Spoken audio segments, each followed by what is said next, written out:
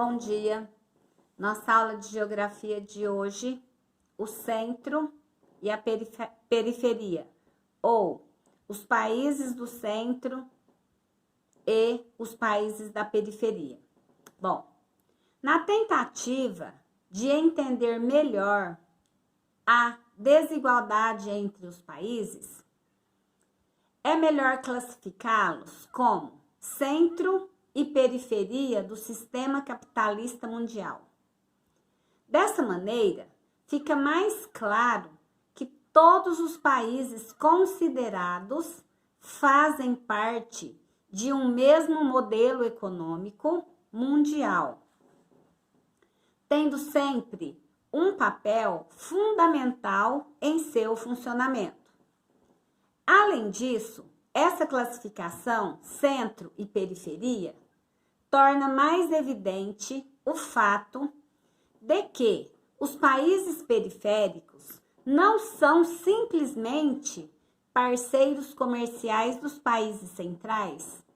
Na realidade, este conjunto de países surgiu como uma criação dos países centrais, originalmente da Europa, depois dos Estados Unidos e do Japão.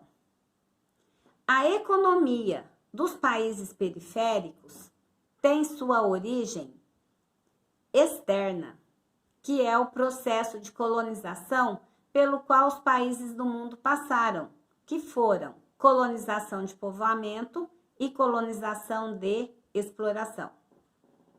Segundo esses estudiosos, essa regionalização em periféricos é por conta de quê? Da colonização de exploração implantada nesses países do mundo.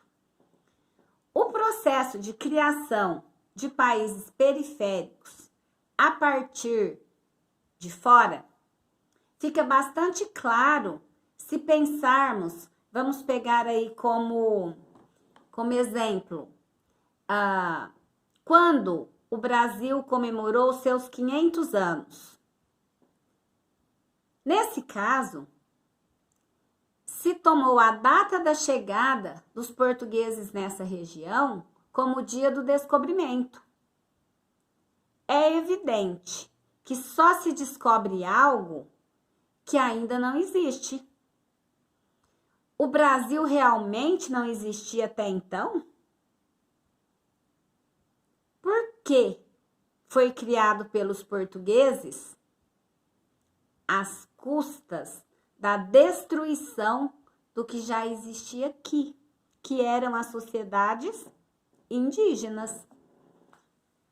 Bom, a criação do Brasil por europeus, a partir de sua chegada, se estende por todos os países colonizados do mundo. Eu exemplifiquei para vocês o nosso país. Peguei como exemplo os 500 anos do Brasil. Faz um tempinho já que isso aconteceu, mas exemplifica bem, tá? Diante disso aí, vale ressaltar o quê? Que mesmo que em inúmeros lugares se cultuem as tradições locais, estas tradições locais, elas estão permeadas pelo processo de colonização e imposição da estrutura econômica, social e política vinda dos países centrais. Sendo assim, a pobreza e o subdesenvolvimento não podem ser entendidos simplesmente como uma incompetência dos povos mais pobres. É preciso destacar a ação de países centrais sobre essas regiões do planeta através da colonização, através do neocolonialismo e das imposições econômicas atuais a estes países.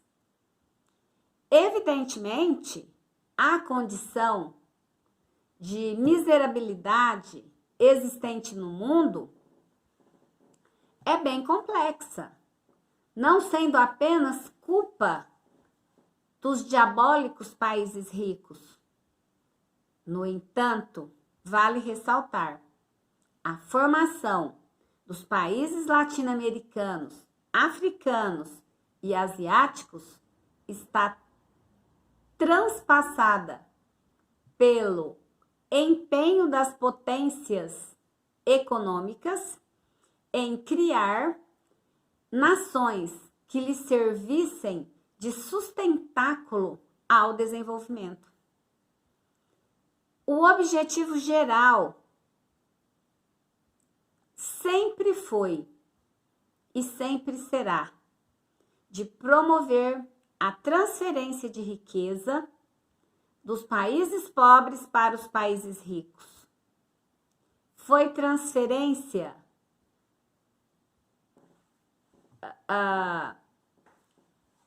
de maneira direta e forçada durante a colonização e de forma indireta pela imposição após a independência. O centro da economia mundial, que são aí os considerados países centrais, é formado principalmente por um grupo de países nos quais se localizam as sedes das grandes empresas, tudo que a gente já vem estudando anteriormente aí sobre regionalização, as maiores indústrias, os grandes bancos, as mais importantes bolsas de valores estão concentradas nestes países, tornando-os mais poderosos economicamente. É evidente que a concentração de riqueza acaba beneficiando a população como um todo, mas que tem, além de terem melhores empregos, salários mais altos, juntamente com governos que arrecadam mais em impostos e, portanto, têm maiores possibilidades de investir em saúde, em educação, moradia, lazer, transportes, energia e assim sucessivamente. Destacam-se entre os países centrais os Estados Unidos, o Canadá, o Japão, a Austrália, a Nova Zelândia e a maioria dos países que integram a UE, a União Europeia. Em relação aos países periféricos, que temos que ressaltar?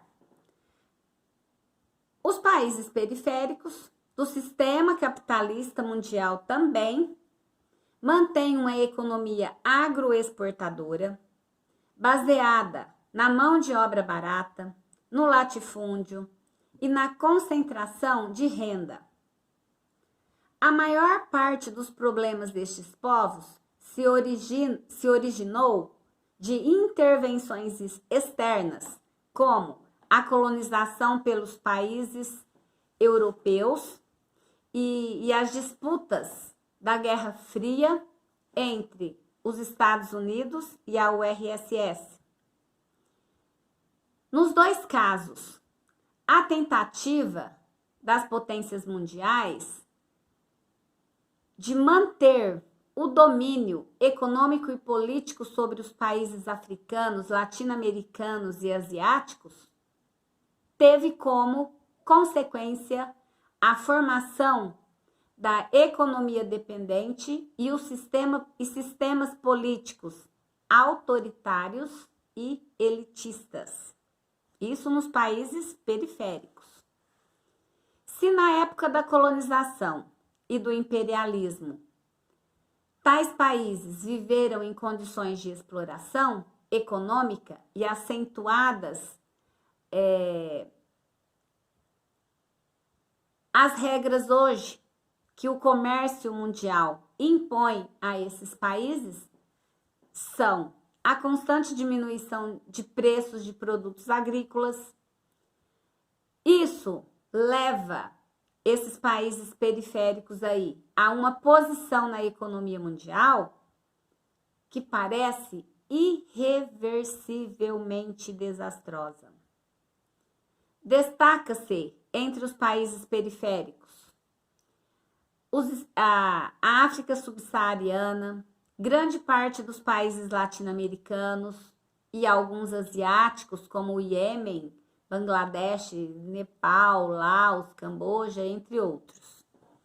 O caderno de vocês trouxe os países da área central. Como que eles colocaram os países da área central? Ricos, influentes, expandiram seus capitais e sua tecnologia por meio das suas multinacionais. Exemplo, Estados Unidos, Alemanha, Japão. Países da periferia da área central. Países ricos com menor influência. Canadá, Austrália, Espanha. Países da área marginal. São os mais pobres. Não se industrializaram. Tem grande instabilidade política. Mali, Sudão, Haiti. Subcentros da periferia. Quem são os países do subcentro da periferia? Brasil, México, Índia.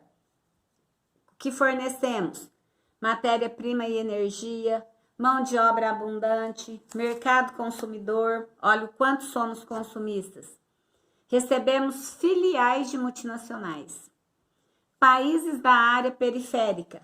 Aqui os países da área periférica. Dependem da exploração de seus recursos naturais, minerais, energia, produtos agrícolas, não se industrializaram. Exemplo, Peru, Venezuela, Angola. Tudo isso aí tem que ser ressaltado dentro de uma visão crítica, tá? Entender o porquê países centrais e o porquê de países periféricos.